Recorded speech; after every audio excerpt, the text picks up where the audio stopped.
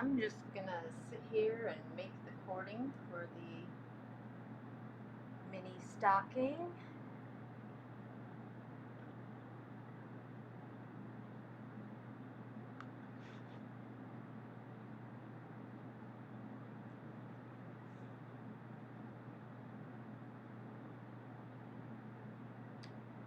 This is just pearl cotton, 10 strands.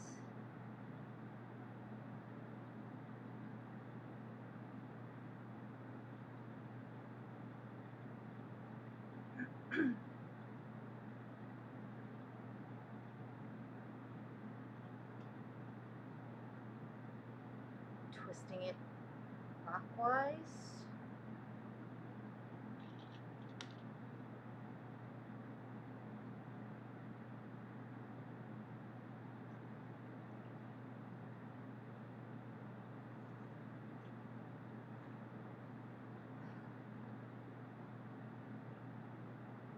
I am going to go in and double check that everybody's not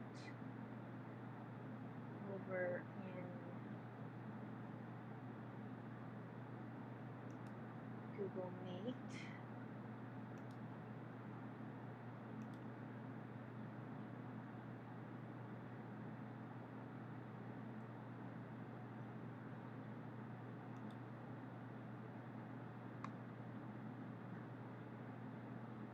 This is probably going to mess up what I'm doing.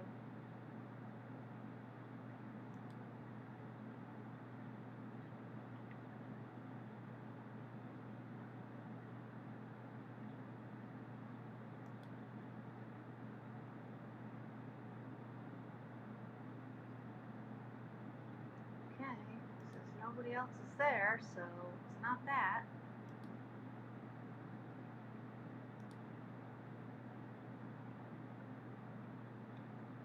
Okay.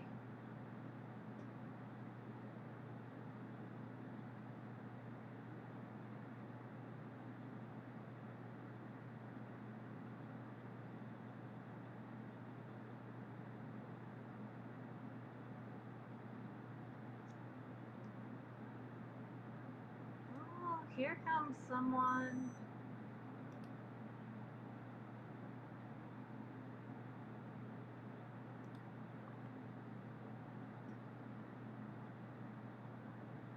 Hi, Kelly. Hi, honey, how are you? Doing good. How are you? Oh, I'm good. I just figured I'd make the cording while I was waiting, but then I panicked that everybody might be over in Google Meet, so I popped over there for a second and I said nobody's in there. It's like, good. Not the hard way. Right? Yeah. Well, that's what made me think about it. It's like, nobody's over here. I don't know. Hey, when is your class with the computer-based Saturday Saturday? at 2. Okay, I'll sign up and I'll have to look at the recording. No problem. Okay. Yep, and when you sign up, I'll send you a link to a video that shows you how to download the software, because I don't want anybody accidentally like changing their default settings or something like that. So I just made a quick YouTube video along with, yeah, because I mean, I hate it when stuff like that happens to me. So I just figured something terrible would happen. It's a computer, so yeah, thank you. Well, because up comes the thing that says, thank you, do you want to keep in, do you want to get updates? I'm like, I don't want anybody signing up for anything. Oh, good. Oh, thank you. I would never have thought of that. And, well, because I've done it, where it's like, oh, is this part of it? And it's just stupid ad stuff that I didn't actually need to do. So I just thought I just know that when we do the virtual needlepoint show, there are a lot of people that are still afraid of the tech aspect. And nothing annoys me more than them sneaking in the, let me change your default browser from Google to Microsoft Edge or something like that. So, Oh, yeah, Chrome is notorious for that. I think it's Chrome, isn't it? Microsoft Edge is the one that always gets me, but because I use Chrome, I use Google Chrome. Yeah, But one of them. Which one it is, but anyway, I understand exactly what you're saying.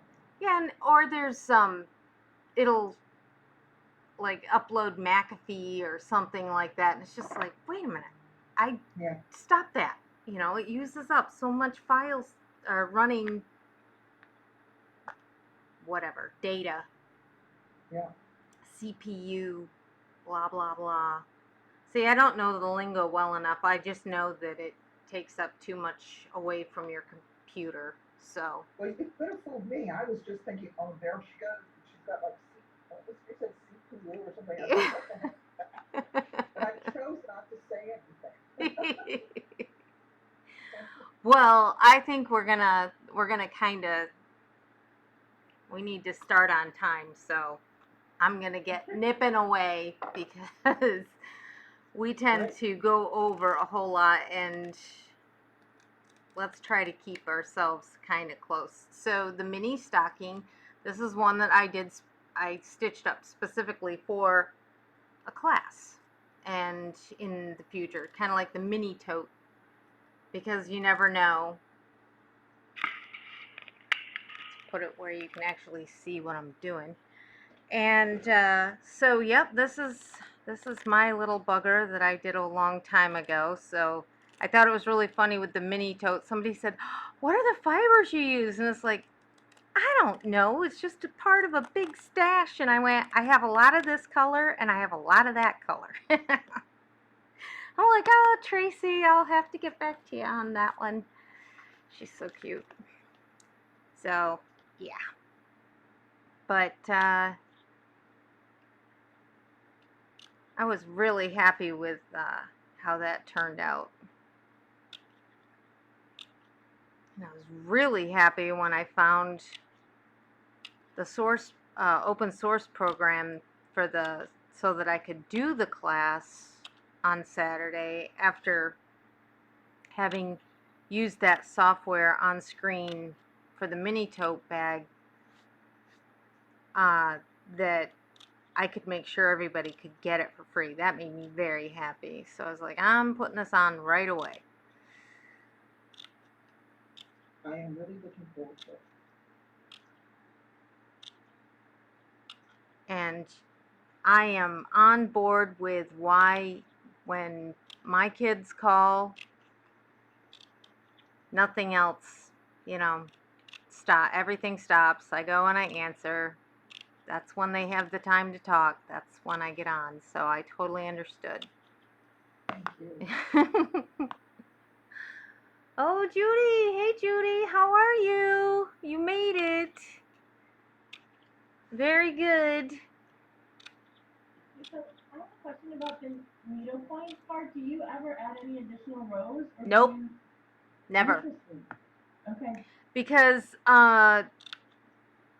the times when you really need to use it on a belt, because they roll over 2 on the top and 2 at the bottom, and you'll lose a lot.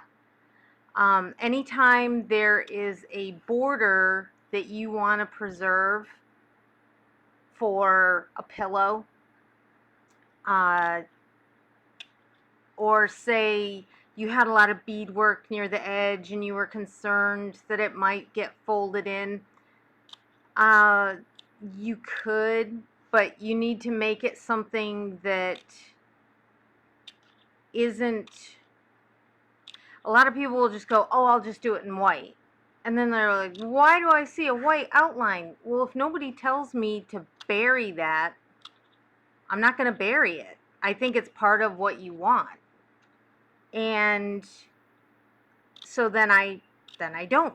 And if they do tell me, oh yes, we don't want to see the white line, it makes me groan even more, because then, or get rid of the extra rows, because then the seams get so thick that it is not pretty, because all of that fiber has to get rolled over, and sometimes you have to dart up into it. So my least favorite was the very last Tiffany box that I did. It was fully lined. I had to go in and rip out 2 rows all the way around from this thing because they added rows. And with those 3D items, if you add rows, you alter the finish, because I can't roll those under. It would be way too thick on the seams. So it didn't seem like, it felt like forever. I know it didn't take me forever to roll them, but I am definitely a no, don't add kind of person, because I can move your beads up and out of the way, especially with the way that I do things, because I don't, of course it turned off while I was doing all of that.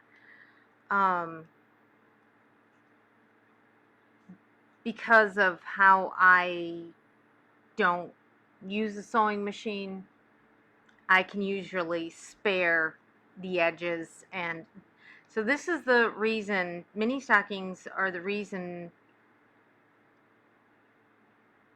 why I basically got started doing the videos, because I hate turning these out right, writing them. And so I had done a eyeglass case, and I was like, oh my gosh, it just, ton of bricks. Why am I not doing my mini stockings this way? Because then I don't have to turn this big stocking through this tiny hole. And it's not big, but I mean, some of those mini stockings have really narrow cuffs. And all of these gorgeous stitches are in potential peril when you write them. So, yeah, I tell people not to. If you're doing a border around a pillow that is 2 stitches wide, yeah, make it 4. You'll never see it. But make it out of the same color that's there. Usually on ornaments, on pretty much anything else I do, you're going to see at least 1 row. The other one will be right on the edge. And for things like that, what I do is I will, excuse me while I try to get rid of that. Okay. I'll use the same color cording, if I can, that's on the edge of the material, so that it makes it look even more prominent. I know that's a lot of explaining for what you... No, that was great. Thank you very much. I'm just kind of passionate about how people, I still see it on Facebook. Yes, add. And from some people that are doing finishing, and it's like, no. Because if you add to my 3D houses, you're going to muck it up.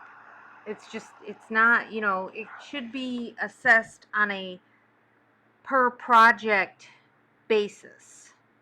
I'm not saying no, never. I'm just saying pick and choose. All right, so we've darted our entire piece. We've folded it all around, folded them all in, and steamed them down. I mean, essentially it's the same way we do a shaped ornament, so that we can get our mini stocking shape. And yeah, still looks well blocked.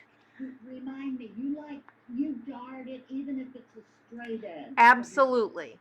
To reduce bulk. Is that? No, it's because when it has a straight line, Uh-huh. and you fold it over and just do it straight, what happens is it kind of can kink and buckle and Okay. and does these weird little Yeah. points. Okay. So even if it's a straight across the top, I want this to bend nicely, not especially if it's, how do I want to put it? When you have an angle in, Mhm. it's going to neck that area in. Well, if this waist canvas was still this undarted and it's narrower here, then these pieces would kind of buckle and they wouldn't lay nicely inside. If you wanted even just a subtle curve. Okay. Yeah, anytime, and it's really for this curve right here. Yeah. So that it doesn't, so it makes a nice curve. You see when, you can see it when people do the hat bands, sometimes they, like the ribbon hat bands, and they don't dart it. You'll see all these weird kinks as they've tied it around the hat, and that's why. And they didn't put any inner, like the heavy interfacing in it to help give it structure, so when it bends nicely. So I learned that trick with doing ribbon belts. All right, so we lay it face down, needlepoint face down, to make sure. Okay, so when we do shaped ornaments, we do it because of wanting the proper line on the correct side, so when you do your foam core, it kind of bevels. But on stockings, you do it this way to get your shape, but also to make sure that you're not, well, with this kind of interfacing, you're okay, but you don't want it to be the opposite direction when you flip it over. And your foam core toe is going the wrong way when you, after you've drawn it on. So there is a method to the madness. Kelly, did your iron touch that? And if so, what was the setting? So my iron did touch the back, and it's at a 6, which is cotton, and Thank you. heavy steam. Thank you. It's just to set the sizing in this, so that now I'm going to basically undo everything we just did by opening it back up. But what it does is it keeps that waist canvas from kind of pulling forward as it sets it in that line, and it makes it easier for us to, once we put our interfacing inside here, to just kind of pull it back down, and it doesn't fight us when we're trying to glue down the waist canvas to the interfacing. And we don't put any glue on here, it's not necessary. But we do have to cut this smaller or it will not fit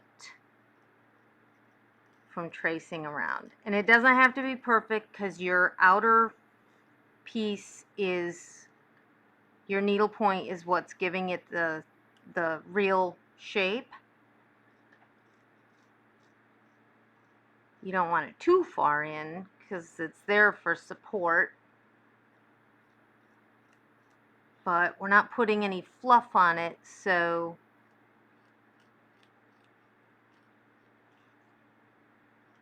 we don't need to, like with foam core, we need to accommodate the loft of the fluff if we were putting it on.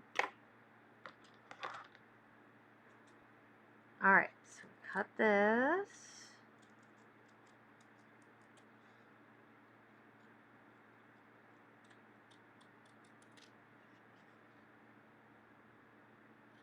what I'm going to do next might seem like a little odd to you, but this is in there for support.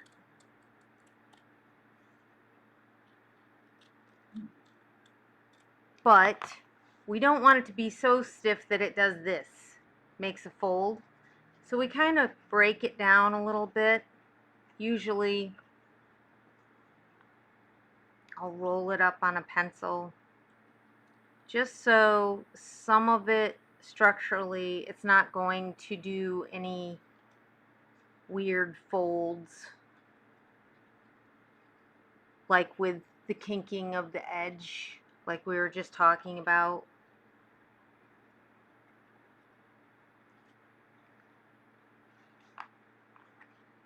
Okay. And if you do see it kind of do a weird fold, all you have to do is kind of just run your fingers in there and it'll work itself out. Over time, this will get softer on the interior throughout the years.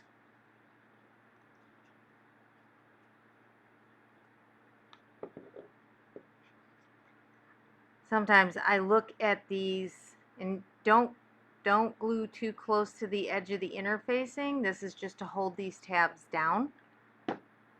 And because you don't want to be pulling your needle through it all the time. It'll get all gluey and sticky, and make sure that you are pulling that over enough where you're not losing stitches, but you are not seeing any visible waste canvas. Now, you do have to use a sewing machine when you're doing the lining. Well, you could hand sew it if you want to. You absolutely can, because you don't have to write it. So you could do a nice little whip stitch along the edge and put it in. There's no saying you can't. But really, I just developed this because have you seen some of the there was a big stocking that was on, I don't know, it's in the past 6 months. And the stitching was so amazing, and it was very three-dimensional, and I got a little nauseous looking at it, thinking, as a professional finisher, I go, writing something like that would make me so nervous. Because it's difficult, and sometimes they don't reblock. You can kind of finger block them, but once you write them, it can be kind of difficult. So not everybody likes it this way because they feel that it is too stiff. If you don't want it that stiff, that's okay. Use a lighter weight than the 70 Peltex, which I will have the supply list for you after this. I thought I got it together, but then I have to look because everything's starting to run together as to what I do have and don't have. So now we're going to, just like with our ornaments,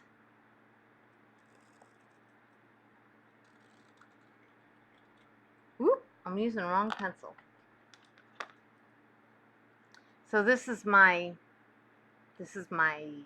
very hard leaded pencil that does not give off any lead for when I do the outside of canvases when I'm painting.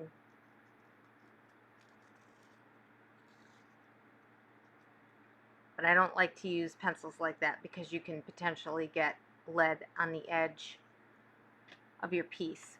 So we're using today a very nice faux ultra suede. And you guys, if you've taken my class before or heard my videos, I like ultra suede just because of a lot of its different properties. But this is I think this is from Joann's, and you can tell that it's faux because it's got furry edges. But it was basically the best thing for the color that I had.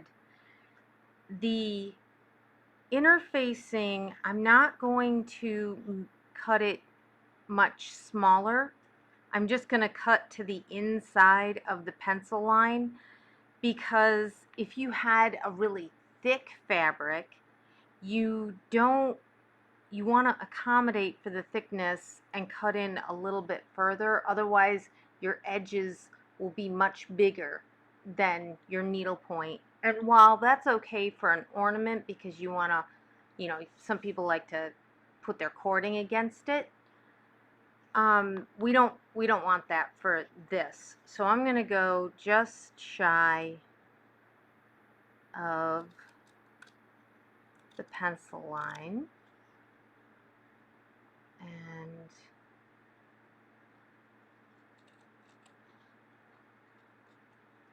And welcome, Ada. I'm glad you could make it. Thank you. It's great to see your work. I didn't want to leave you out. So, I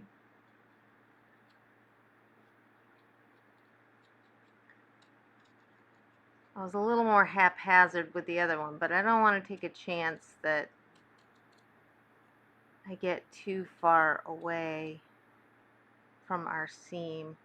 And if you do, don't worry about it, because when you just kind of pin them together, it'll all sew together, and it'll just make it kind of open more, because you will be able to still sew the seams together. So, don't panic and feel like you have to recut something. All right. Now, directional fabric. Make sure we know which way is down, because for me, it's a pet peeve when you grab onto a piece of velveteen and it doesn't slide down your hand. You can just tell when it's the wrong way. So for you guys, with it being if it's your first one, you can always trace around it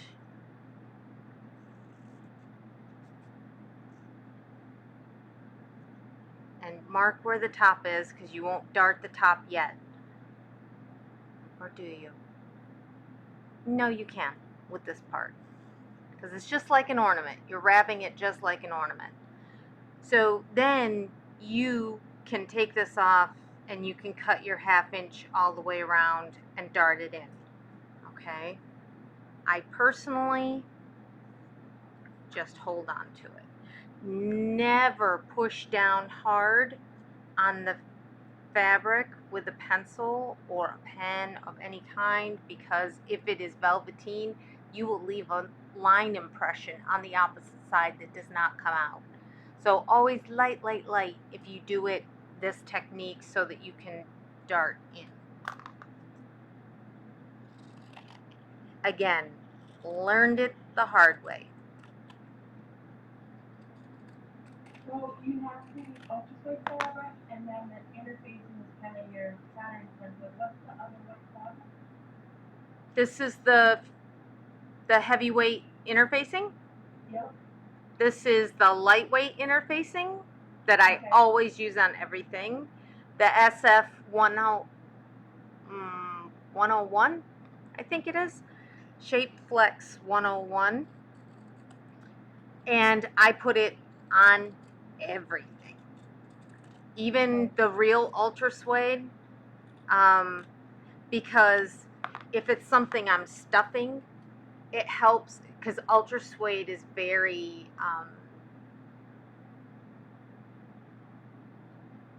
I don't want to say flexible, but it is. It's stretchy. There we go. Good word for it. And you do not want to, I'm sorry, I think my light bulb is being stupid over here.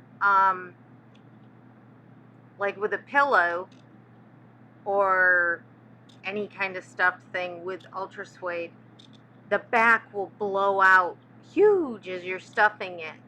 And so it even helps with the good Ultra Suede. So we're going to dart this. Same reason we dart everything. And what I do is I don't dart all the way around because of how I do it, where I hold it. I want to make sure that my material doesn't shift as I'm darting. I know, Kelly, you just showed us a way to just do it and not have to worry, but it's just, oh, come on. I knew it was going to do that too. Recently, it's probably because the glue is so hot at this point.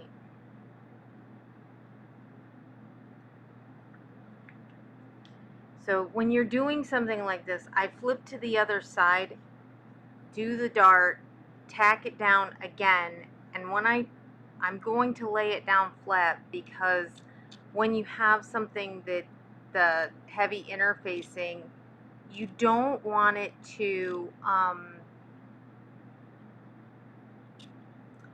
bow like that. Then you've glued it and now you're short. So you have to pay attention to that it's still flat against the material as you go.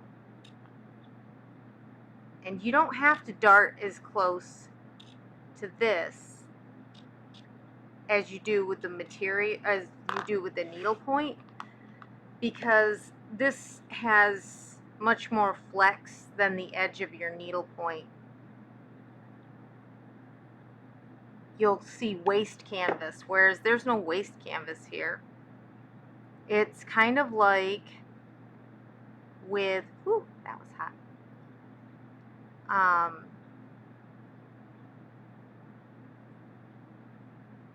Yeah, that hot just made that thought go right out of my head.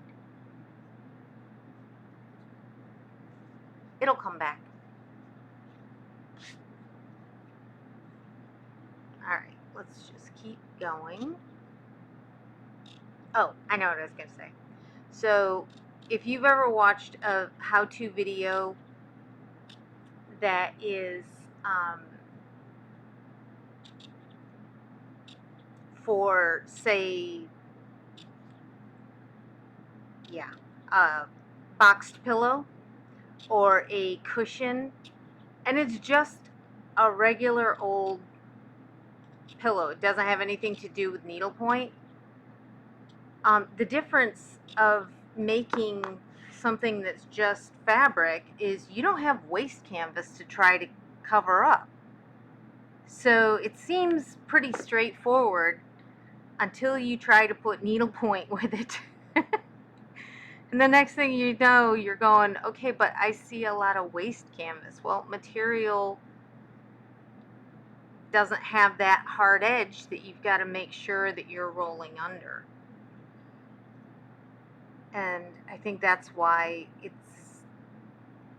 when we started doing these videos and started looking online ourselves for information on it, trying to use generic sewing things, it doesn't help.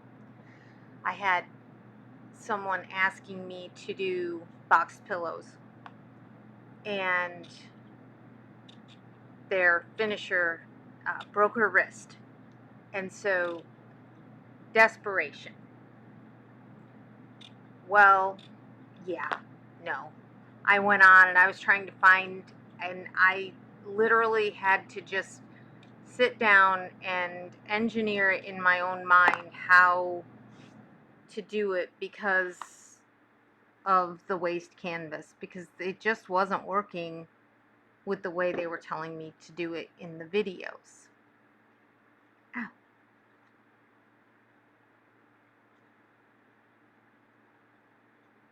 You know, it's not my fingertips that it hurts on. It's when I hit these little soft parts of the sides of my fingers where it's like, ooh,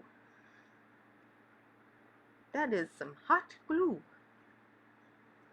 Alright, so when I do corners like this, I try to get the profile pretty thin. I don't want a lot of extra, and I don't even mind kind of putting little nicks in there as well, so that when I fold it over, it's not going to have this big fat piece that comes in and makes a mess.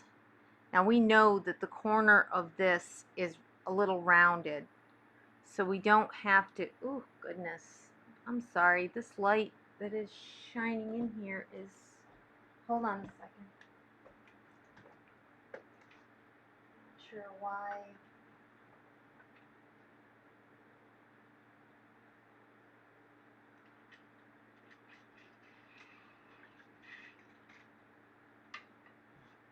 Nope. Sorry guys. Here, I'll push this back a little so it's not in that stream. My huge windows are lovely, except at this time of day.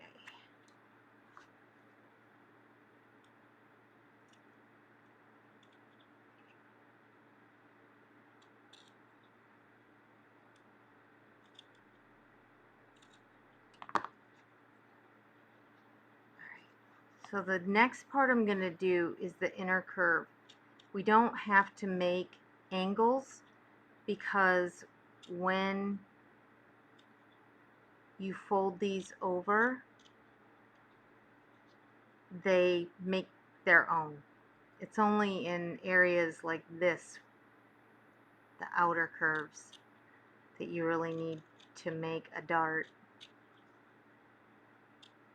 And here's why. Make sure I'm kind of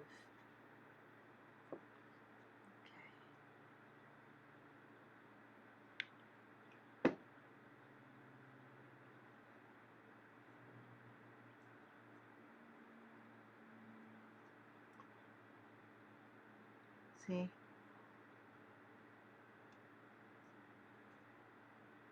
They open right up, whereas these lay on top of each other. Alright, so now we don't have to really worry about the foreshortening of our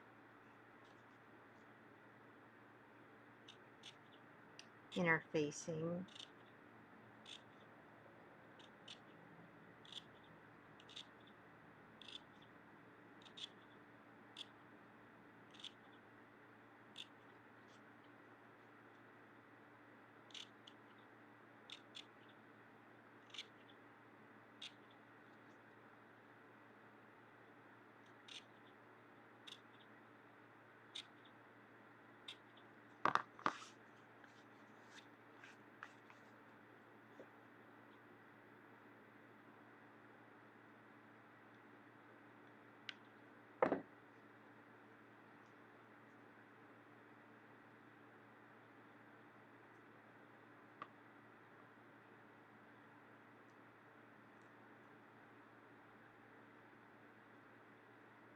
All of our darts are pushed over.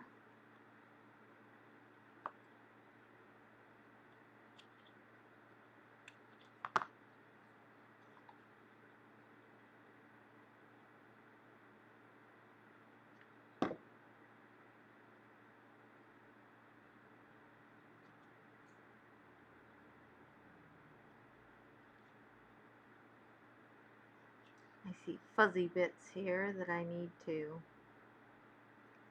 kind of mash down.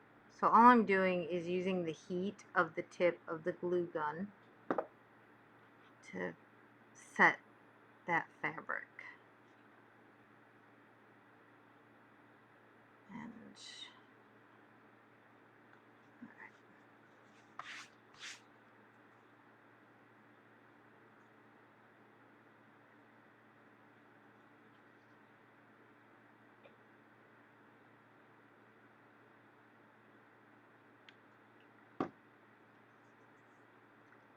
light keeps flickering, I am going to shut you off.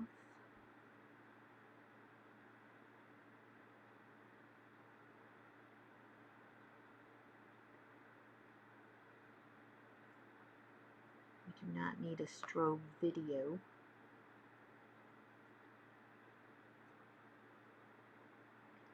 I really wish I knew this way when I had to do the little stockings that were had the skate blade in them. Essentially, they were a stocking with just a little skate blade in the bottom of it. Because, oh my goodness, those were so much fun. Ha ha ha.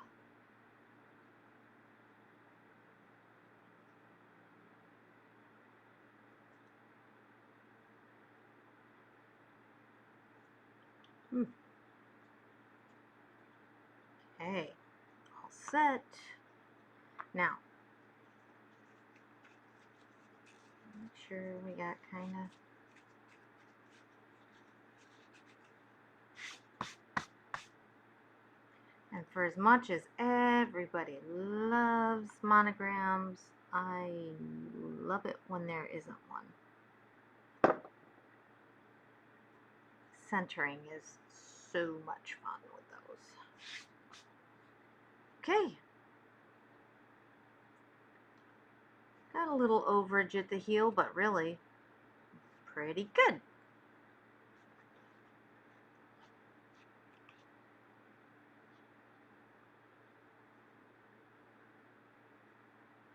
we just take these, and I'm going to start on the needle point side, pin in, grabbing the fabric that's on the back side, the dart, and then pinning it, because then there's no holes. Don't go through. Then there's no holes that show on the outside of the fabric, because there aren't too many fabrics that are super forgiving about getting rid of those pinholes.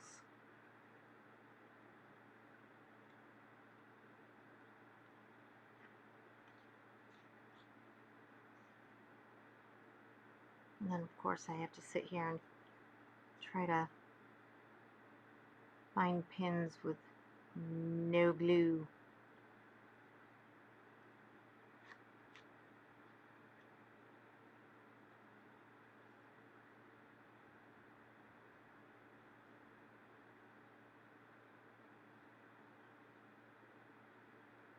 Okay.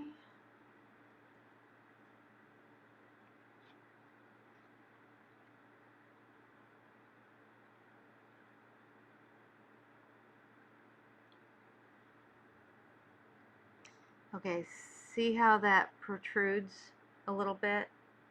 So I'm just pushing it back a little so that they're even. And then this area will boop, kind of pop forward. Which we don't mind. Mini stocking has a little bit of opening to it. That's kind of a good thing. Oh my goodness, I have a hair or a glue or something that is, I think it's stuck to my glasses, making my nose itch. Alright, we're going to go ahead and just get this stitched. There it is. So this is my thumb gripper, this is my middle finger with the leather inside. Very important for me and basically anybody else who wants to do a curved needle and not end up with no fingerprints, because it'll wear them right off of you. And we're taking 6-pound fishing line, getting a piece of that, cut,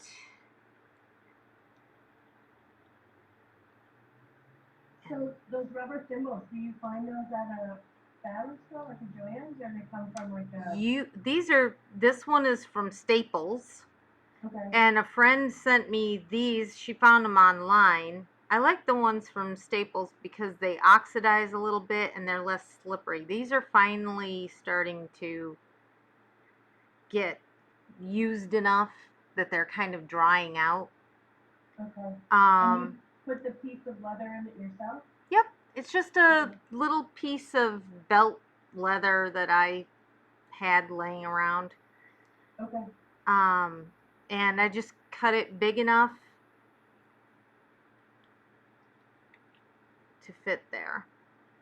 Okay. It doesn't have to go. Now, there are some leather things. A friend of mine tried to do this. She didn't like it, so she got one of the the Tandy area, the leather place, and I think it's Hobby Lobby had one that you can use for when you're doing leather hobbies, and she likes it a lot better. So there's a lot of different things out there, but this is what works for me. So I always set my knot with a little bit of glue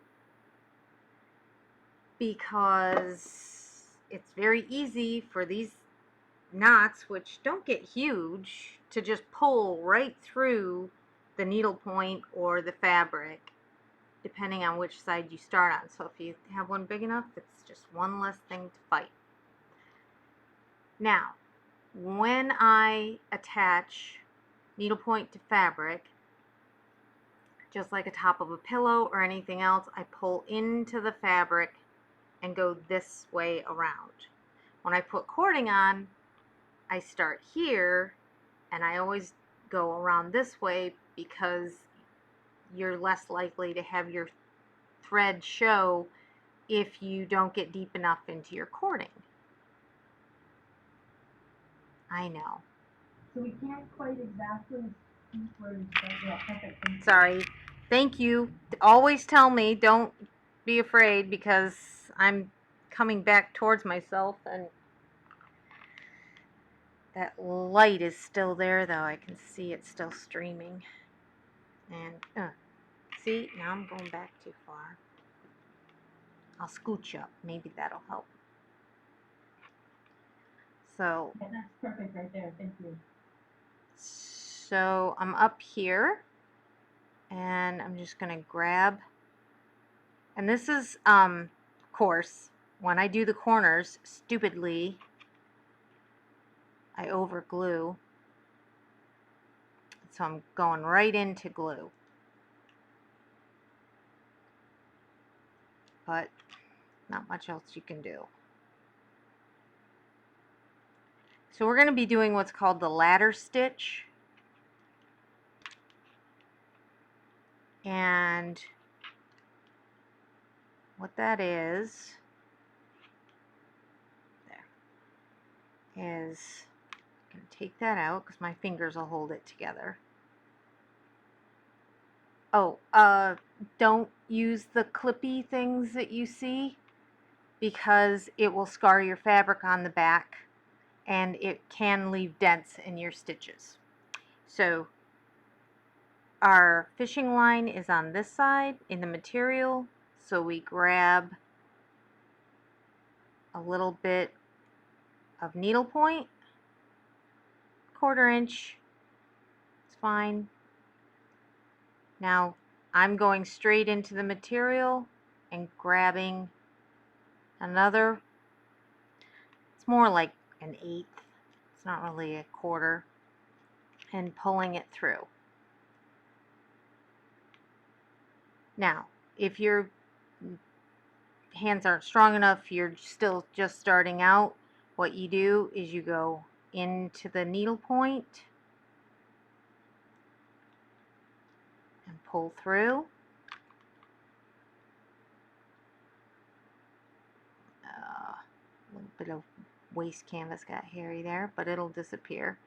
And then you go into the material and grab a little, and you just keep doing that all the way around. As you get more adept with your curved needle, you're gonna do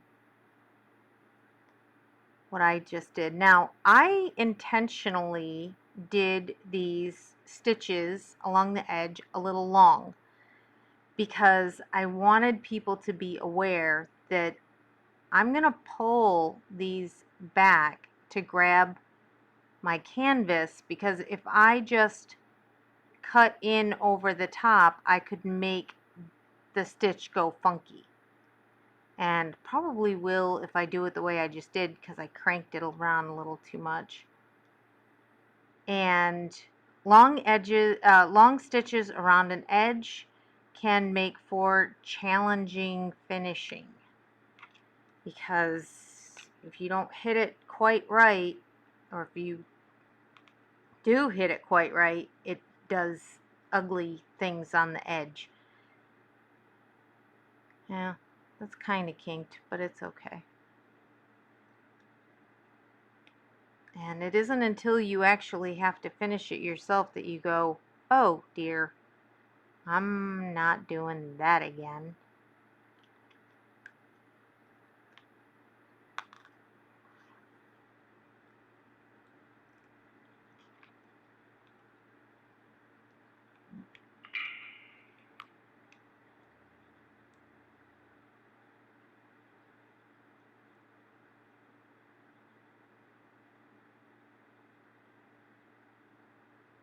Now, because we are hand sewing this, our tendency is, we want to stay really tight with our stitches, etc. But don't forget, we're also, you don't have to be too overly cautious. We will be coming around again with cording, and with cording, we're kind of overlapping our stitches as we're doing it, meaning when you sew cording on, you're overlapping,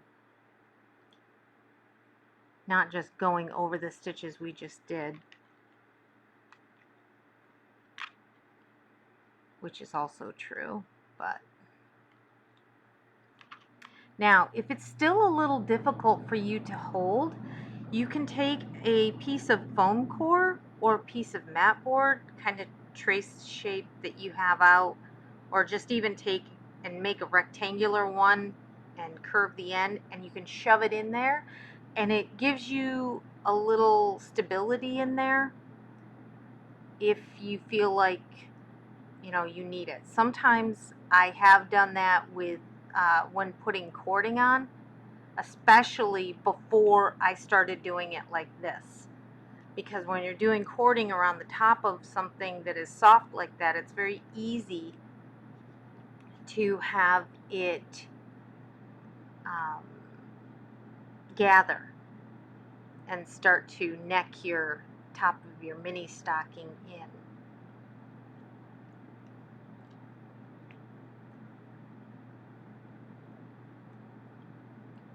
A lot of times I do it for eyeglass cases, because they're so long, they can kind of get a little floppy as you're going around. Even though I do eyeglass cases the exact same way as this one.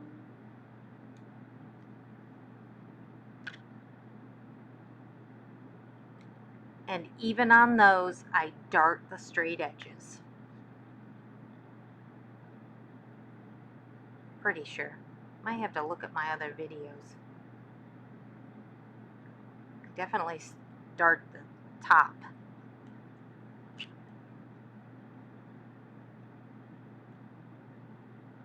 My favorite kind of eyeglass cases are when they have a front and a back needle point piece. Makes for much easier finishing.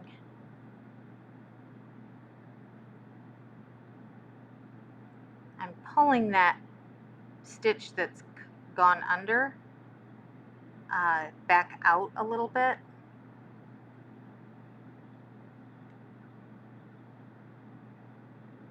And not really sure why, I just didn't want to lose the color, but it'll still be kind of hidden by the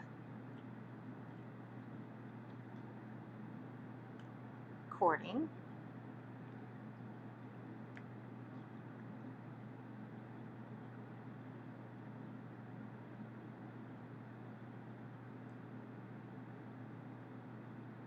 was actually trying to find the watercolor that I used for this, but I don't think I have any left.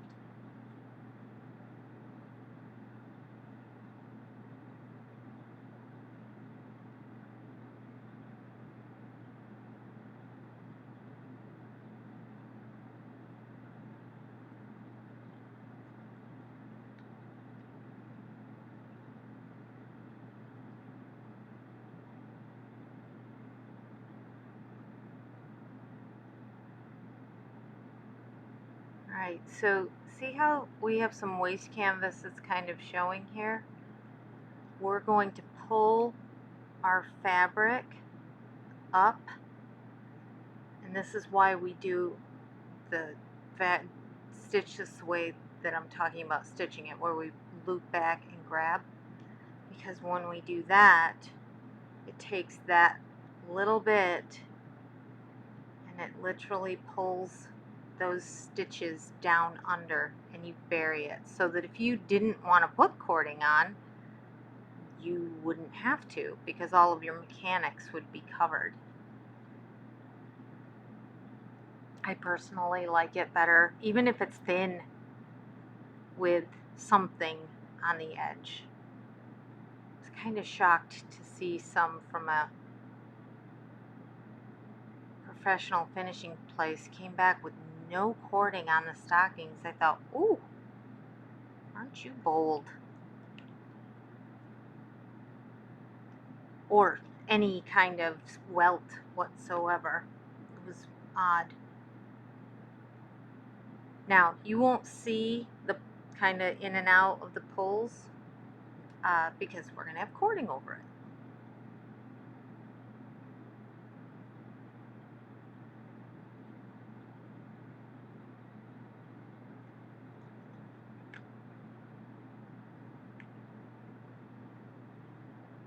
You wouldn't think it, but this hurts my left hand just as much as my right because I'm pinching so tight to keep everything together. They're exhausted the next day. Ooh! Thought I was going to stab myself there.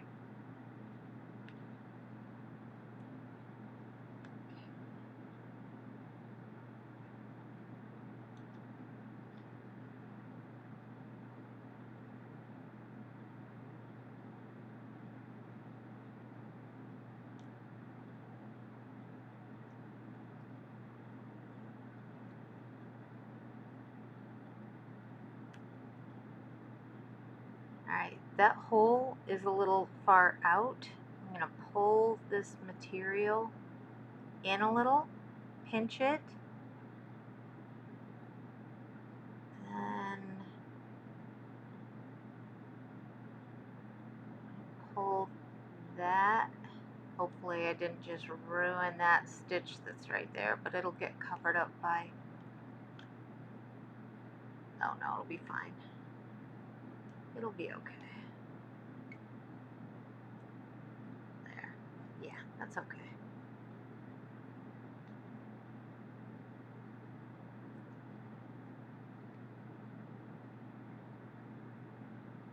Come on.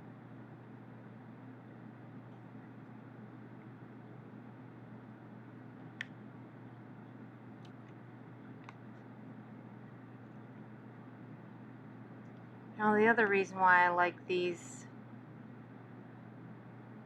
stockings this way is because sometimes I find that the other way, the front can be so rippled that it just doesn't show the needle point off as nicely. Having a little bit of structure there is nice.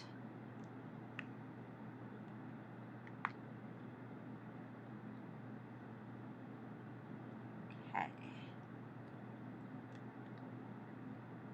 Now we have 1, 2.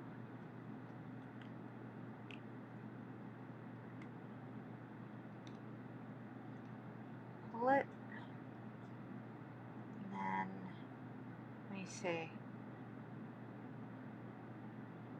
Yeah, I'll leave the tail there, but I'm going to bring it to the top because next is going to be sewing in the lining. So see how it's kind of concave like this?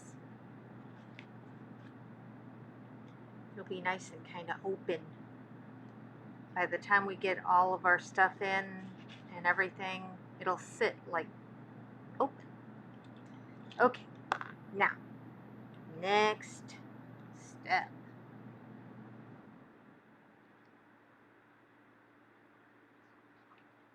Take our piece of fabric.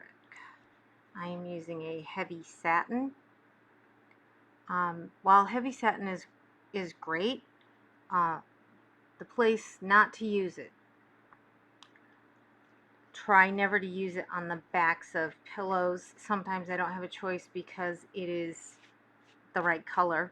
You always go for the best color fabric.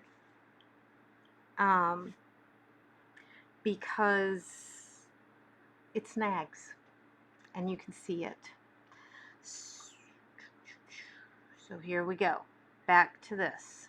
So we just mark where our top is, okay?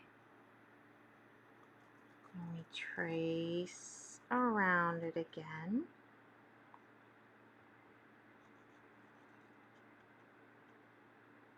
And mark where the top is. Okay. Front, back, doesn't matter. So then we do a little angle like this, and a little angle like this. And we are going to sew those areas. And you do your 1/4 inch in. Even if, so this is how I line any shaped piece. If it's a star tree topper, don't do all the outer points. Just do a V up the center. But pretty much everything else that I line, if it's a mitten, I put the thumb in. I don't just make, you know, the finger part.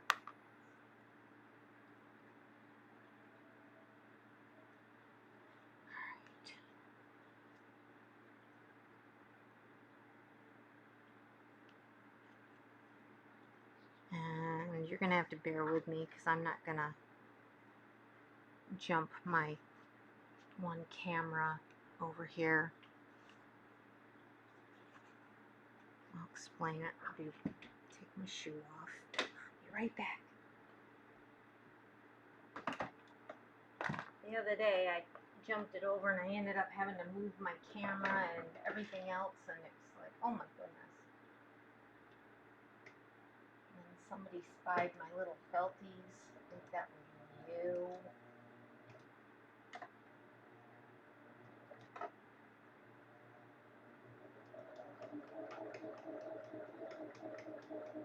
And trust me, I am not a perfectionist when I am sewing these linings.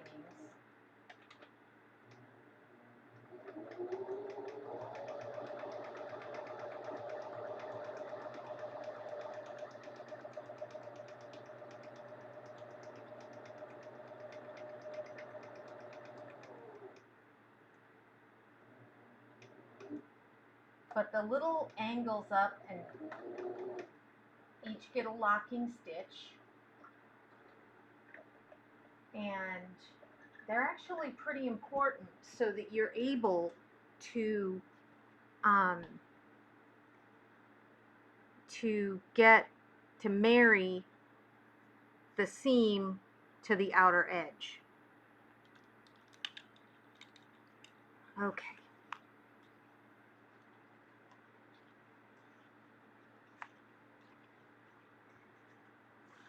So here is, all right, so we go right up, locking stitch, back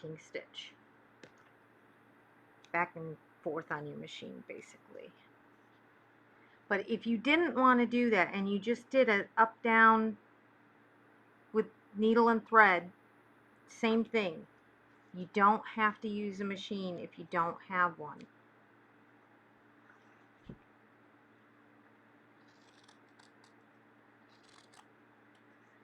There's always a way to work around it. So we're just going to very close, what, 1/8 of an inch we go in.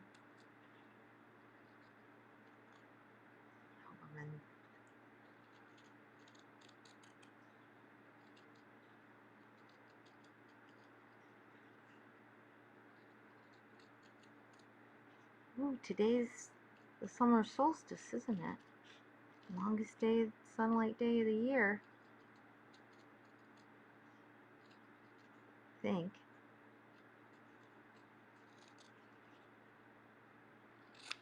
Okay. Now, I don't dart the top yet. And my thread has gotten all, my fishing line's gotten all caught. So now, take this and my favorite butter knife because it's all dull and well loved. And get your fishing line out of the way. Seriously? Come on.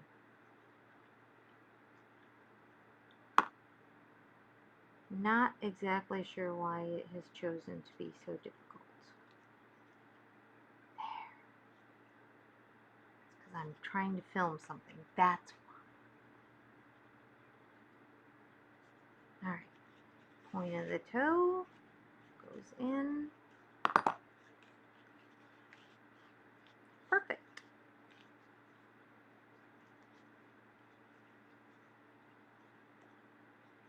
Okay. Everybody ends at the right place. So now we can bring this in a little closer.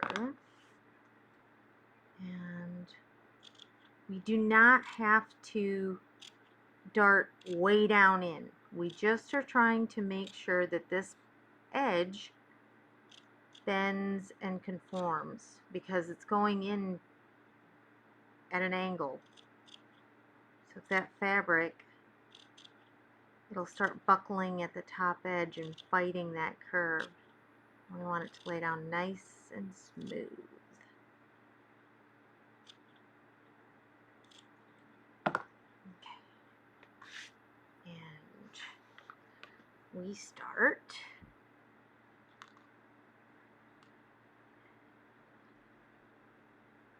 we're just going to fold over the front edge. So here's the other reason why I love doing mini stockings this way. I don't know if you guys have ever tried them before, but when you have no support on the back edge and you're trying to put lining in, it is not easy. And that is how I learned about, ooh, almost dropped it, about the foam core trick. Because trying to sew cording on those, because I don't do welts. Alright, I am going to get all of this turned under right now. Get it done. Because we want to make sure we're not pulling the ends, these seam bits. We want to make sure the seam bits look straight, that the seams match. Alright, time for the dowel needle for a little precision pushing around. Okay.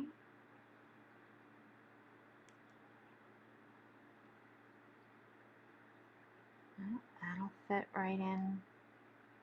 I have to pull this up just a bit. And then I kind of pull that down.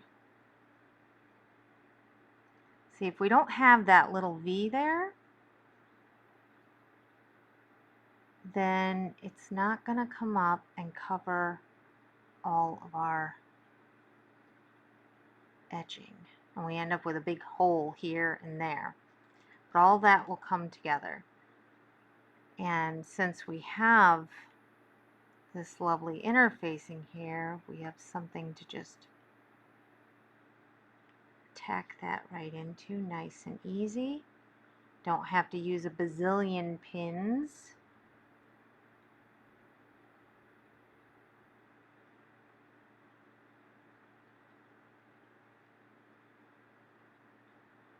And we can keep track that this is conforming nicely. Oop, that's my finger. Oh, my thumb. Oh, that's got too much glue on it.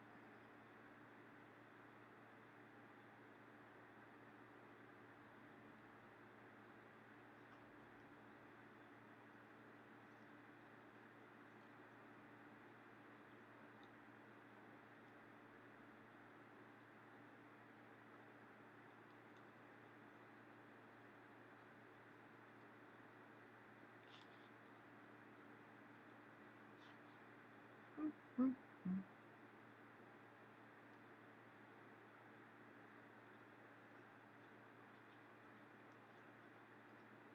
I used such odd colors for this. I couldn't use any of my cute plaids or anything, and the plaids really wouldn't work with the design on the front. Okay. Nope. Tiny 2-inch.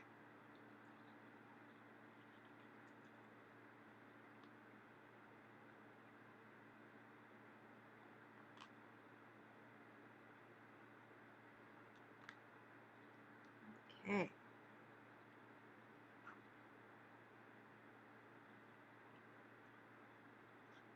We're going to use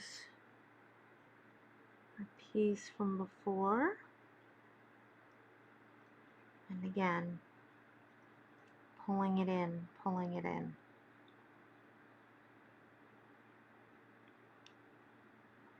Okay.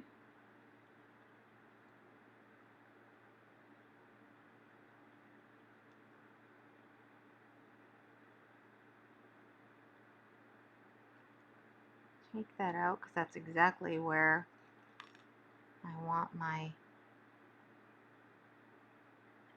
needle to come up.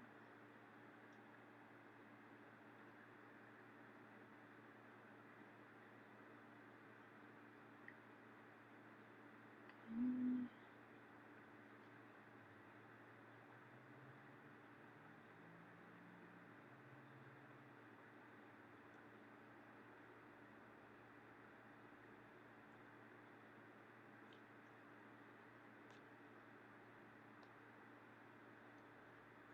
See how nice that lays down?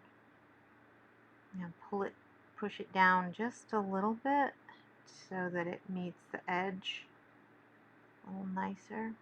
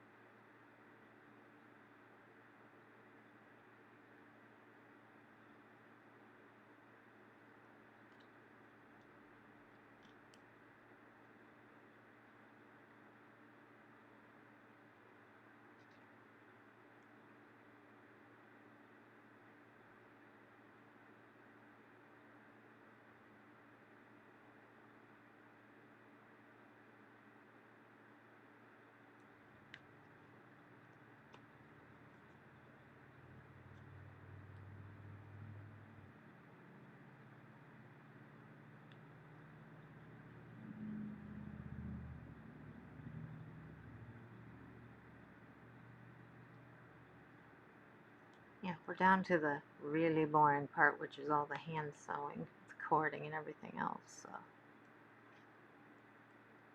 Sorry.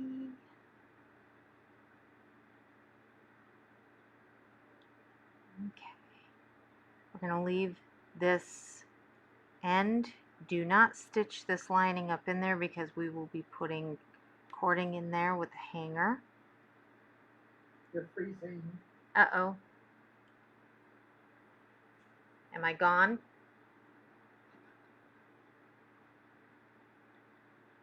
Can anybody else see me?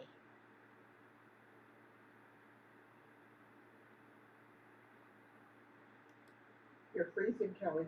I still am? All right. I don't know. I don't know. All right. Well, Judy, do we message on Messenger?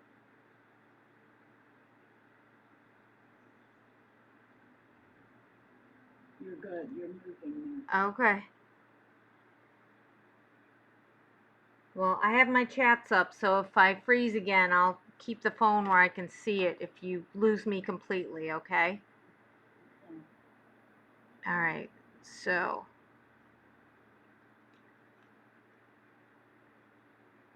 thought with a Tuesday we'd be okay.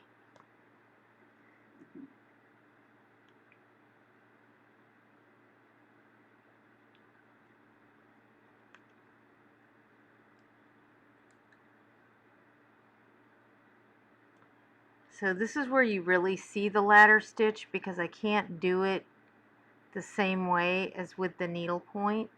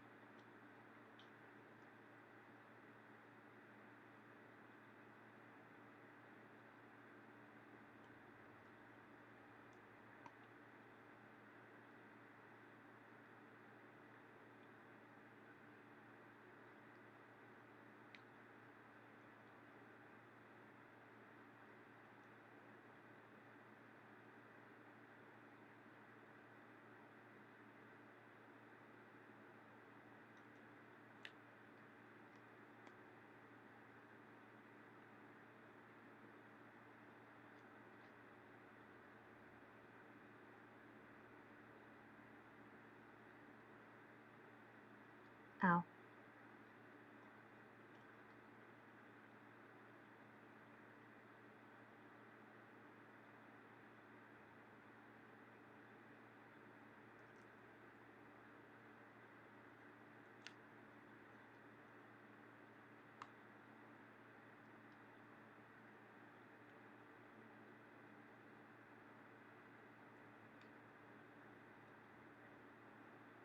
Okay. Kelly, when you do these, do you, do one at a time, or do you kind of, Usually if I have a group of ornaments, I'll do like a bunch of ornaments at the same time. And then because I'll do all the cording and I'll do, I'll get everybody prepped and that's what I was wondering. yeah, because it just, you're doing all the same kind of things, so you just want to, or if I'm sitting there doing cording and I have to do pillow cording and this, I'll get out a group of things that I'm going to do and then go from there. Okay. That's a little pull there. That's interesting. Not loving that stitch showing, but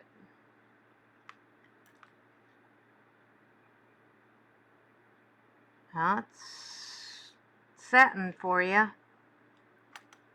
Okay, so now the way I like to do it, we're getting rid of this because we have we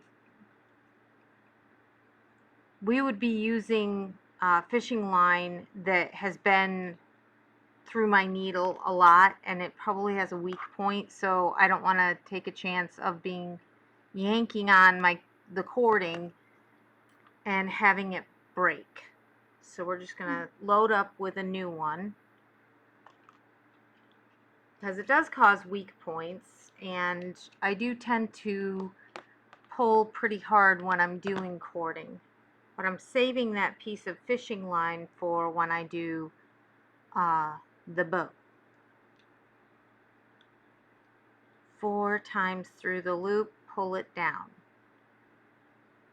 Bring that little knot that you just made up to between your finger and your thumb and go 1, 2, 3, 4, 5. And then pull it down. And as you're pulling it down,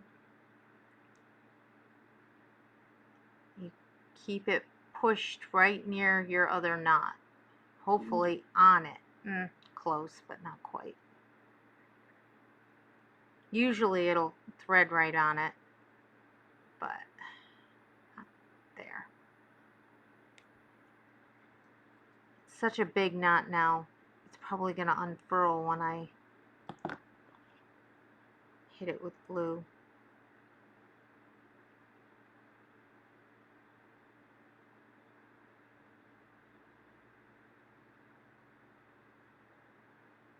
That's a ginormous knot.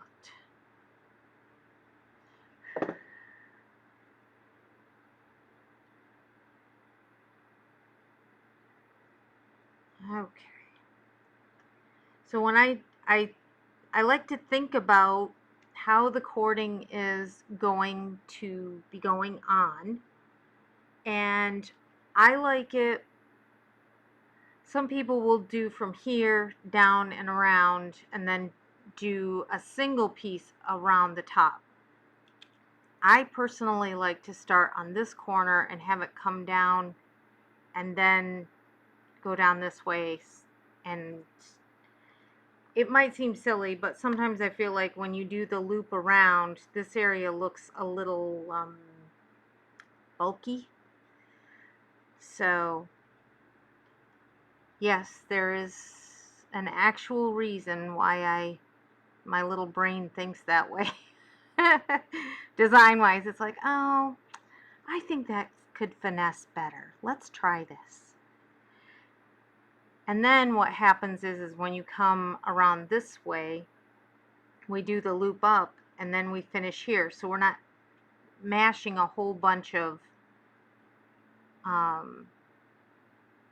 fiber in there. Or you can do the separate loop like I do with when I'm finishing ornaments, but it does leave a bit of a bulky spot there. So we're just going to do it this way for this time, and I might regret it later, but I think it'll be good. So let's get this fishing line slid right in here. And I'm bringing it right there. Okay. And that ginormous knot is going to push down between the lining, hopefully. I might have to get my big doll needle out to, there it goes. Okay. Okay. How much is it? Hold on a second, guys.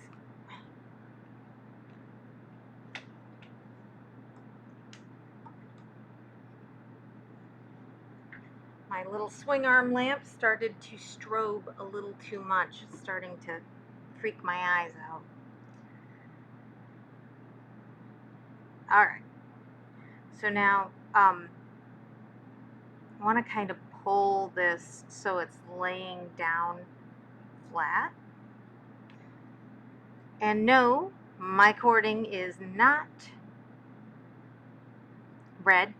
It is like a raspberry pink, like what's in the Yeah, that. The rainbow, the watercolor that's on the front. Alright, so I want to start this on the fabric side. Okay. Because we always want this fishing line to be on the back side so that if it doesn't cinch nicely into our twist, it will show on the back side, not the front side, the fishing line. So here's where our fishing line comes up, and we look to see where we're going to cinch it down, which is there. Bring it back up again.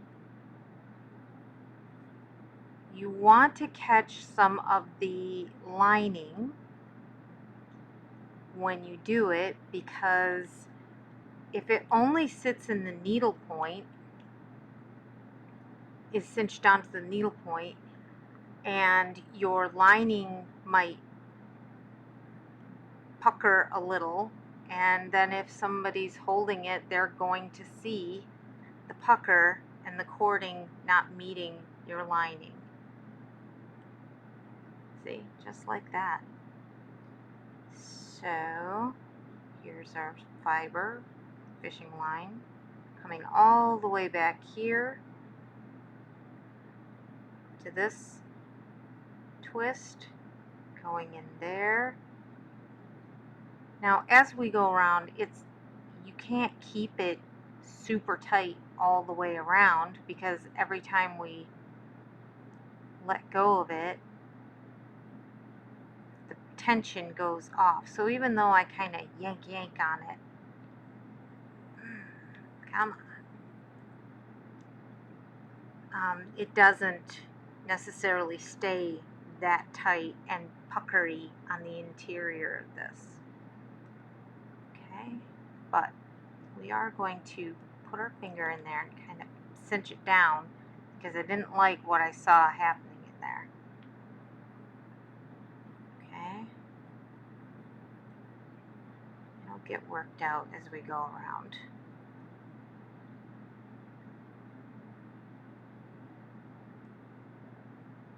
I'm running that needle through the needle point, in between the needle point and the interfacing.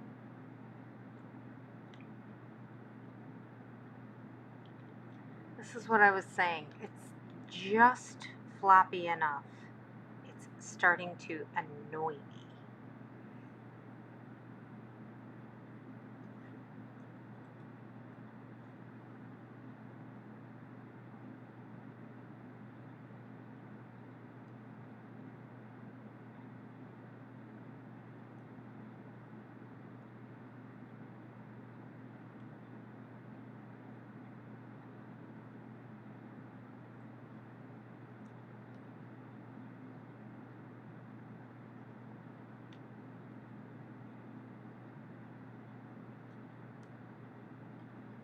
Okay.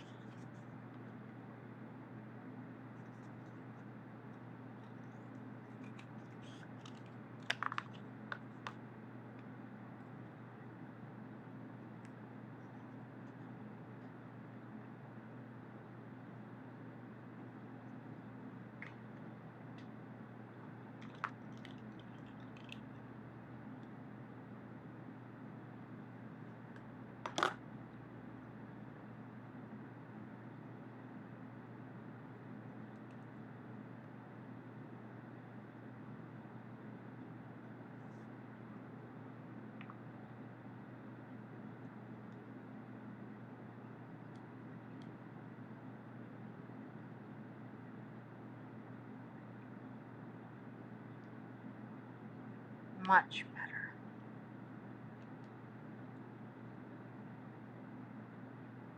Just make sure when you do that you're not coming outside of your and going up into the lining on the interior.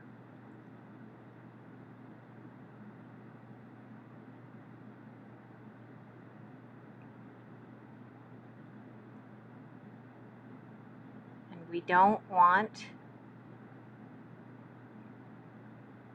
to sew our hole shut for our end of our cording on this end either. When you go down through that cording, are you splitting it or do you actually go between the red and the green? Between the red and the green, if I can. Yeah.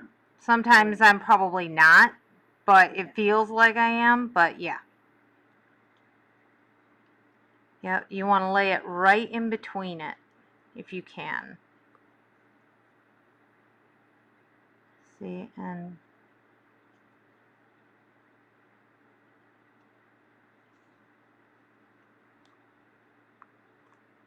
I'm constantly twirling it because otherwise it's going to untwist itself as you're sewing it around.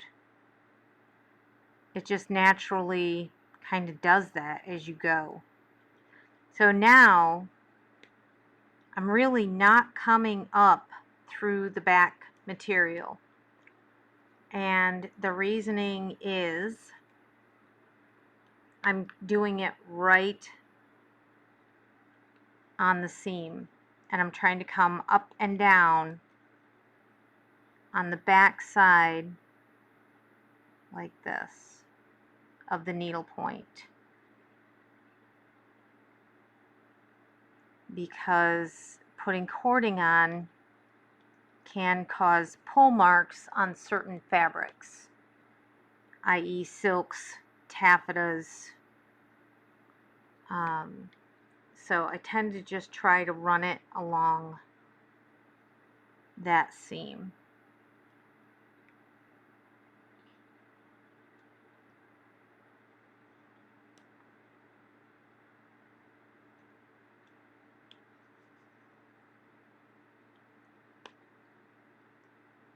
One of the places you want to try to maybe, if you may have to go back, is if it pulls away in this one angle, interior angle.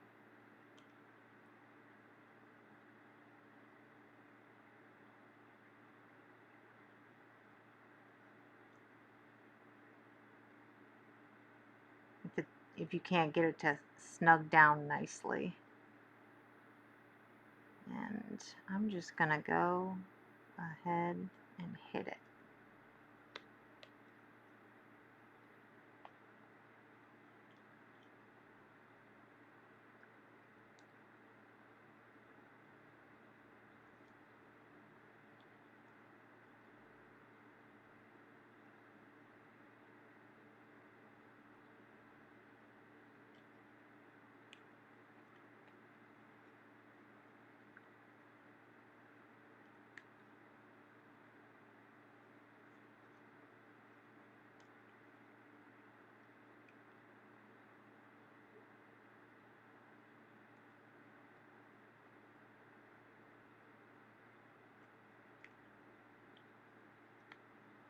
Okay.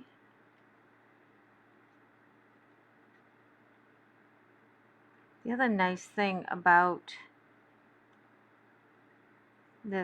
doing it this way, is a lot of times when you sew it on the sewing machine, you get a weird crinkly part in the material in that angle. Again, just in a way you can't. It's just the way the angle is.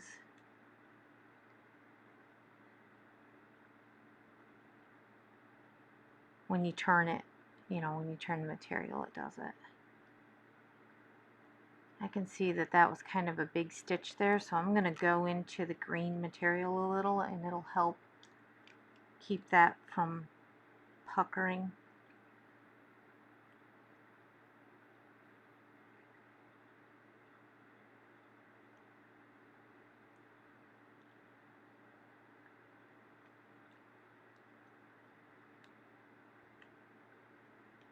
when you do this hand sewing, do you, like watch TV or just Yeah. concentrate on this, or No, I background noise? Sort of? absolutely, and it's usually some British mystery or something, and it's a lot of times it's things I've seen before.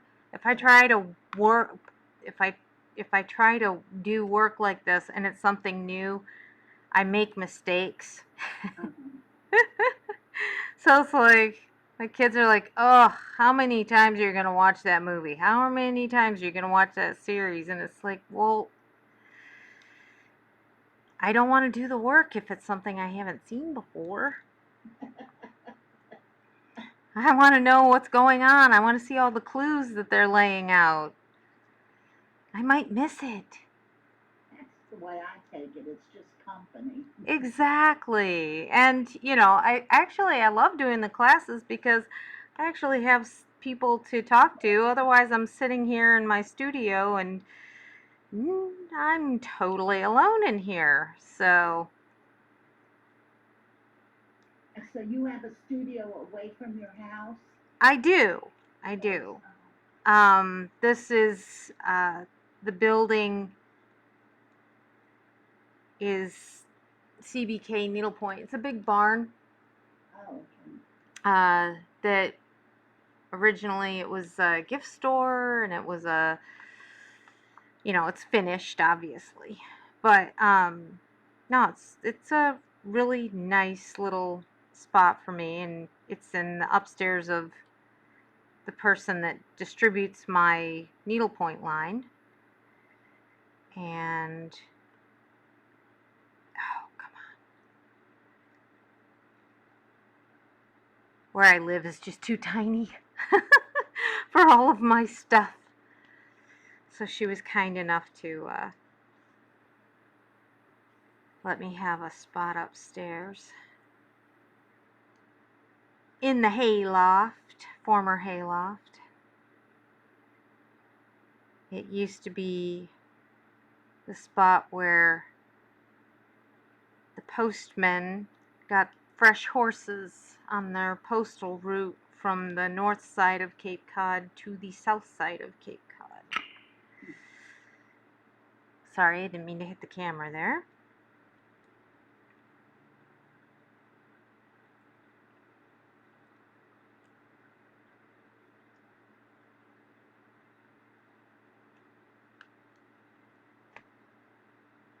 Now, are you coming back through the back part at all? Uh, No. Occasionally, just occasionally. When you mentioned it that one time when it was a big stitch. Okay. Yeah. Yep, definitely came up here too, because in that area, those angles in, you definitely need to make sure it's staying in that dip. Pulls it Is in. that the way it was on all of them? Yeah, what else did you do? The star, yes, and the shapes, yes. Okay. Oh, okay. Unless your material is slightly shredded. Uh-huh. Because those internal areas, those angles in, they don't always leave a lot of room for fabric in those spots. Mhm. So it's kind of a Have to angle. yeah. Okay. It's not easy. Well, it may sink in this little brain after. Oh, Judy, I know you can do this. That's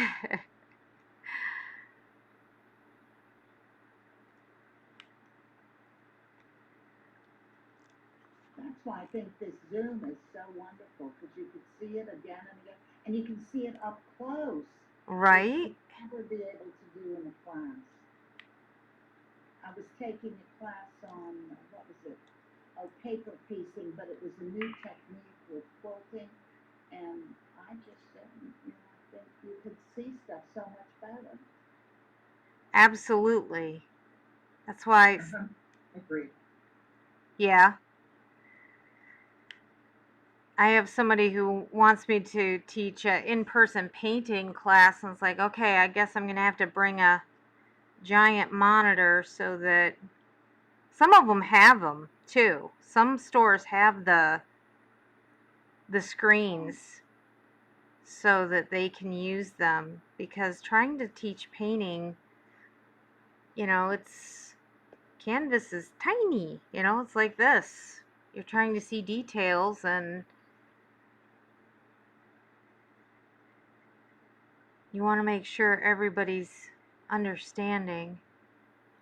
That's true, like for stitch painting. Yes, yes. Well, or even showing them how to blend. You're trying to shade something versus doing the stitch painting. It's important to see how the paint is applied. Okay. So I was like, I'm not quite sure what I'm going to do yet, but I have to come up with a project for the 29th class that I have that we're going to do. I think I have an idea, but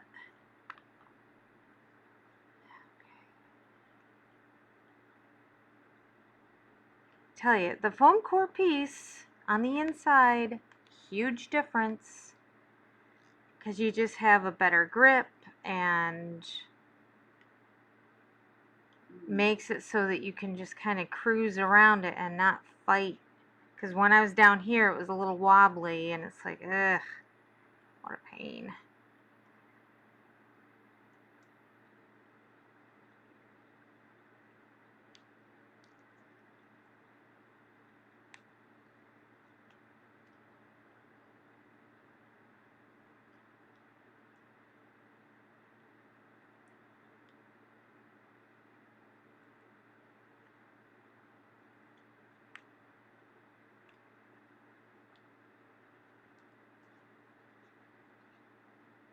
Okay.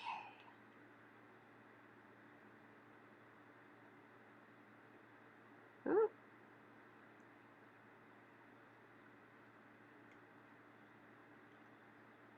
Alright, so at this point, I'm going to knot it off.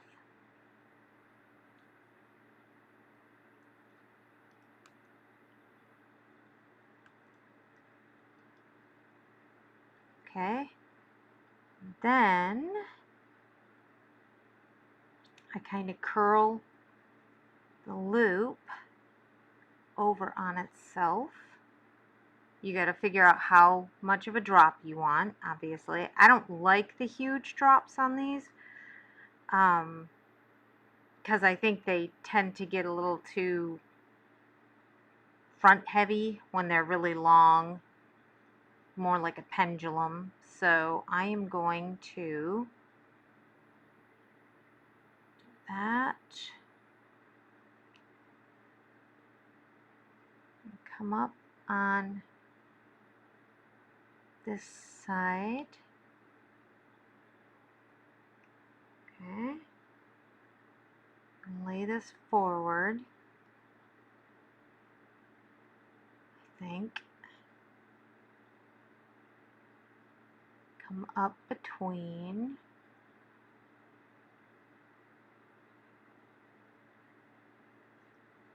I'm going to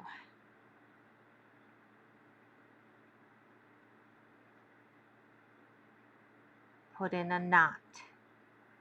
So it's nice. Whoop. Come on, get out of there.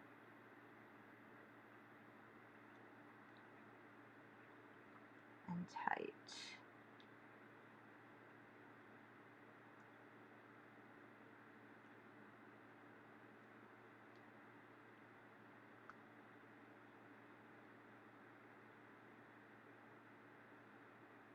Okay, let's see how that laid down. Oh, that's good. It's good, good, good. Okay.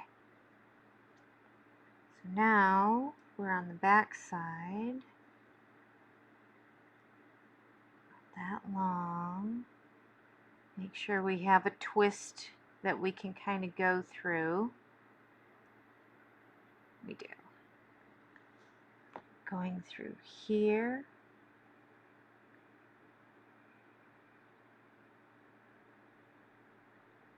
Like that.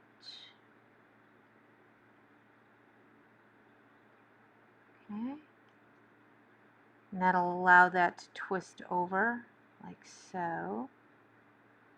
And I'm going to go right back on top of the knot I just made and do it again.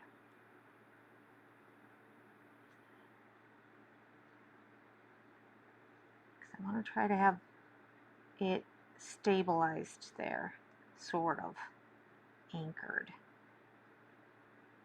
I am coming up on the backside in the green material now. And I don't know what it is, but when you do cording, you use up a lot of fishing line. So more than likely, I might have to put more on it.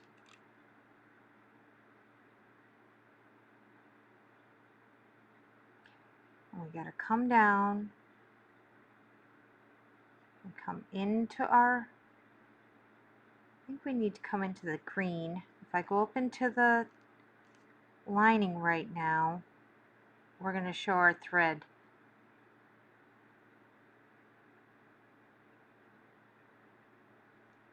When we come back in,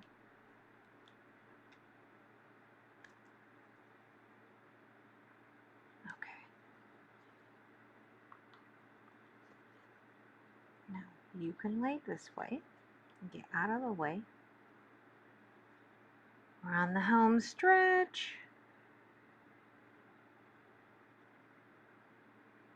Now, I don't like that I have to do it this way because this is considered the face of it.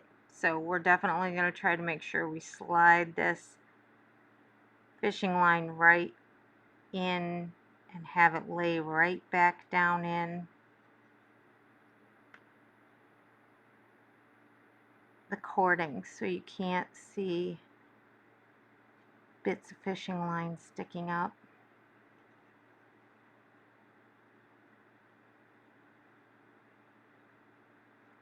Okay.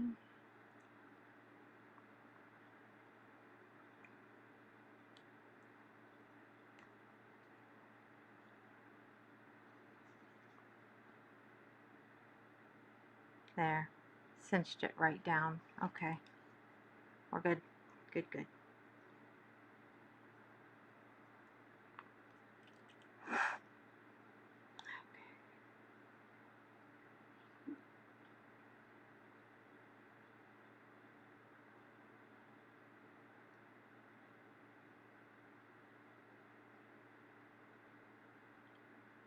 Alright, I have to take my mat board out. Because I feel like my satin is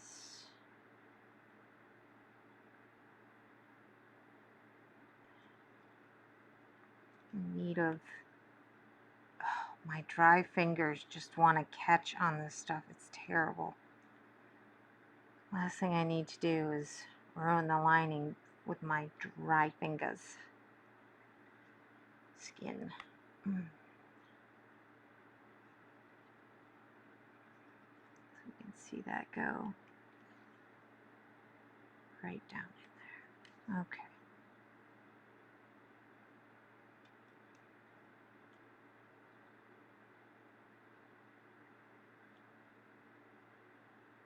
Grab it.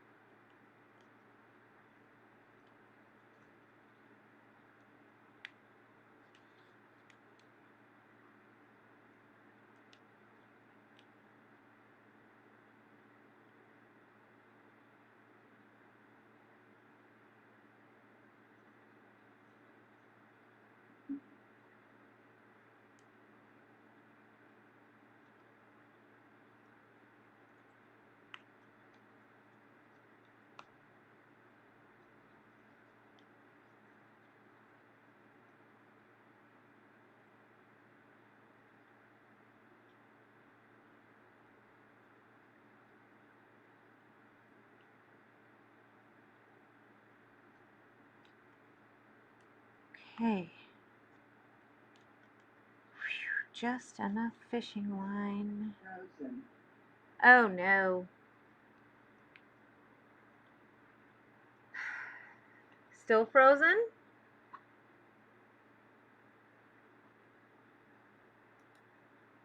Let's see. Yeah, I'm unstable.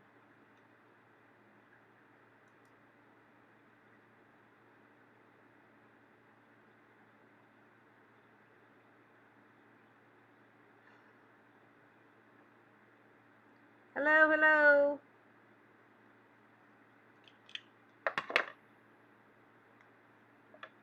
Hi. I made it back. Now, are you unfroze? Yeah.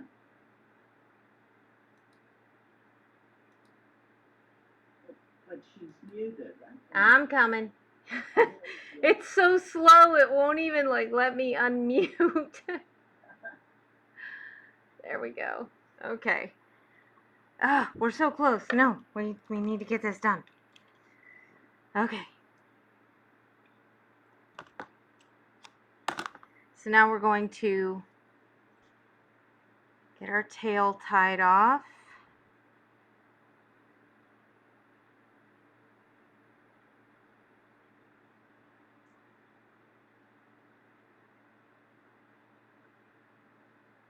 Just a little bit longer so it'll tuck in.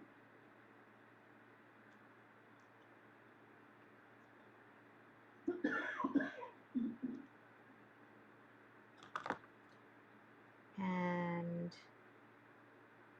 snip it off.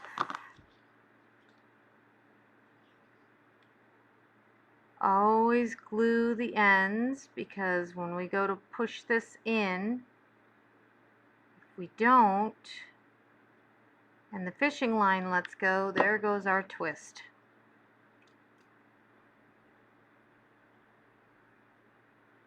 Always give it a second to cool so that you're not burning yourself.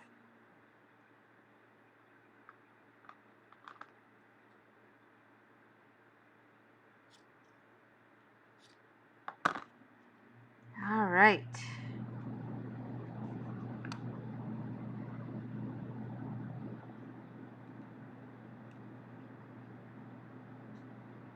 Now we're going to push this in like, yay, look at that. Woohoo! Alright, we gotta put one there.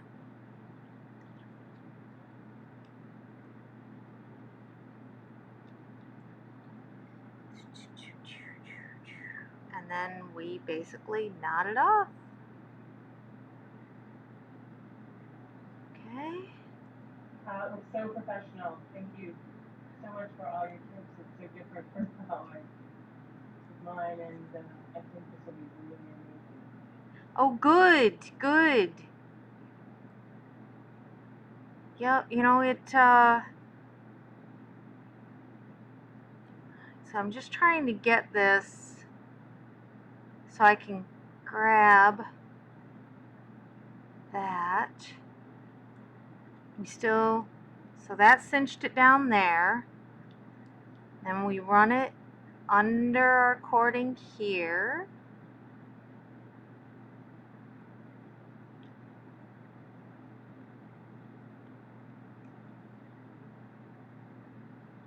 Okay. There's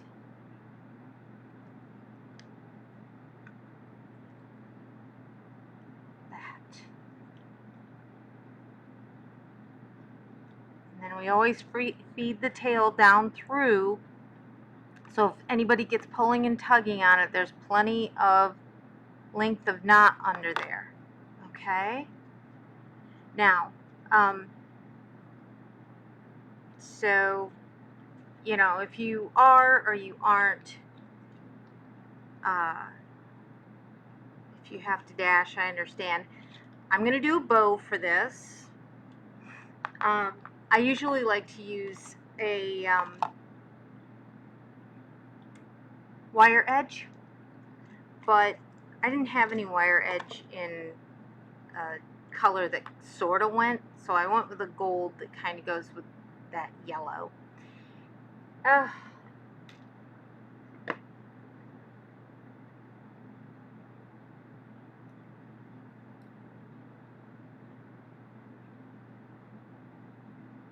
Come on.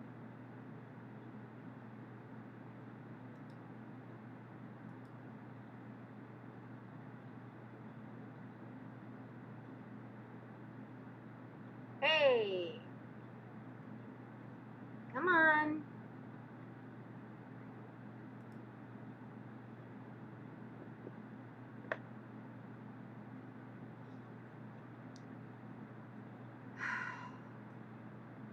Hello.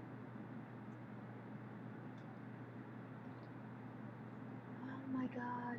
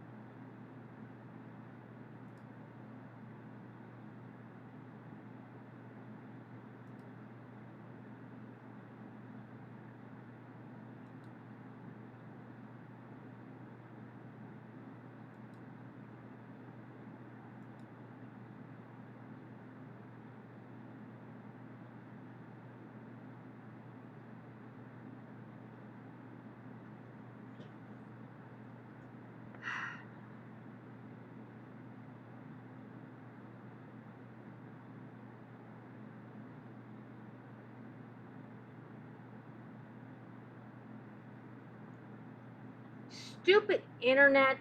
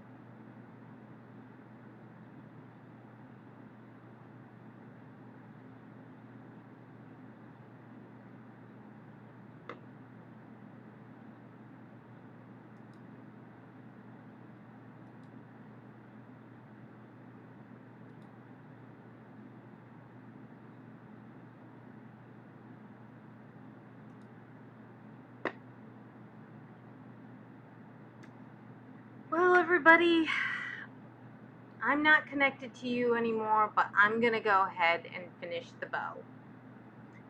So, this is how I'm going to do the bow.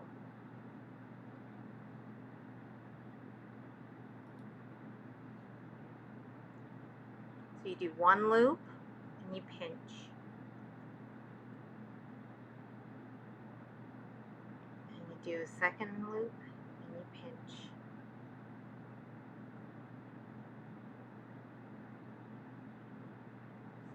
Another, and you pinch. Flip around and pinch. Constantly pinch with your fingers while you're doing this. Okay.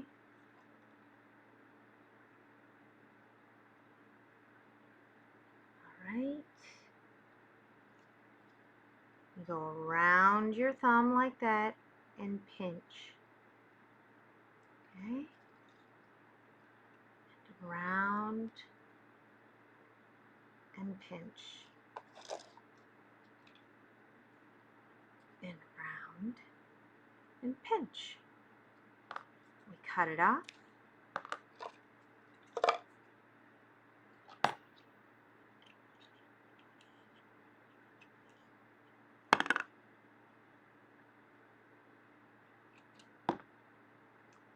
And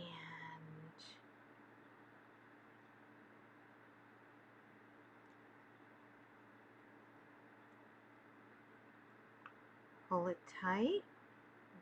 We're good.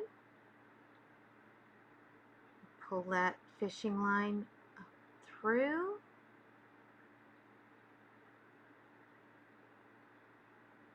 Pulling my teeth. Hey, you guys still there? Hi.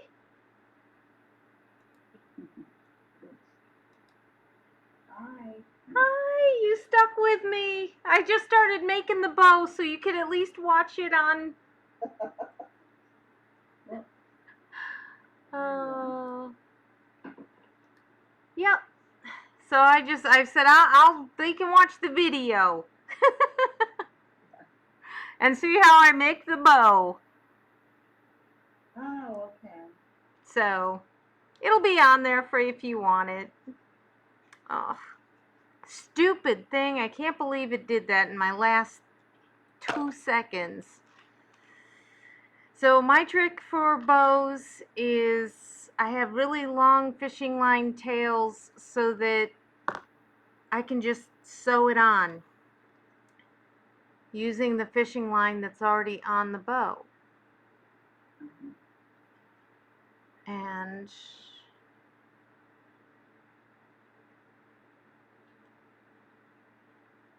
Kelly, I'm gonna have to scoot because I have to have another thing at 8 o'clock. bye, honey. Take care.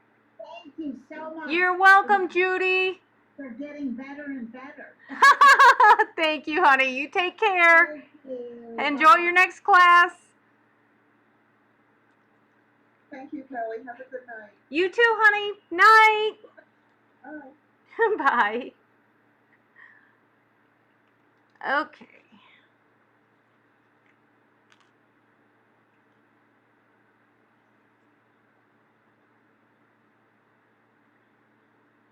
And I'm just going to tie it on. Knot it right on. And another one.